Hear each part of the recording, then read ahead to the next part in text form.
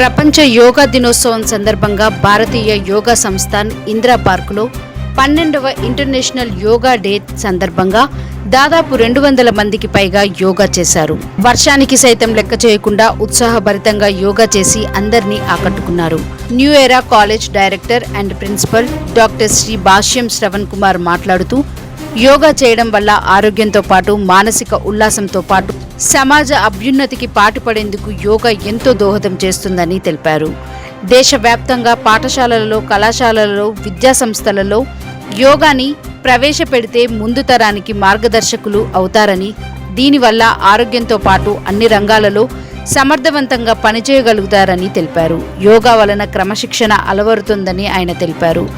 చక్ర ఆయుర్వేద ఆసనం వ్యవస్థాపకులు డాక్టర్ గంజాం కృష్ణప్రసాద్ మాట్లాడుతూ, ఆరోగ్యమే మహాభాగ్యమని, సమాజంలో ప్రపంచ స్థాయిలో యోగా చేయడం వల్ల ఆరోగ్యవంతమైన సమాజాన్ని ఏర్పరచుకోవచ్చని మన భారత ప్రధాని నరేంద్ర మోదీ ప్రపంచ దేశాలకు చాటి చెప్తున్నారని, యోగా నిత్యం చేయడం వలన ఆరోగ్యం, క్రమశిక్షణ ఏర్పడుతుందని తెలిపారు. ప్రతి ఒక్కరూ నిత్యం 1 గంట యోగా చేస్తే మెరుగైన ఆరోగ్యకరమైన సమాజాన్ని ఏర్పరచవచ్చని ఆయన పేర్కొన్నారు. అనంతరం 200 మందికి పైగా యోగా శిక్షకు రమేష్ బోలే ఆధ్వర్యంలో అంతర్జాతీయ యోగా నిర్వహించారు.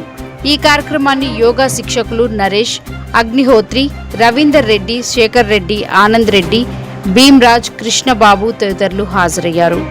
అంతర్జాతీయ యోగా శిక్షణలో పాల్గొన్న 200 మందికి పైగా యోగాలో పాల్గొన్న యోగా సాధకులకు నంది పురస్కార బహుమతులు అందజేశారు.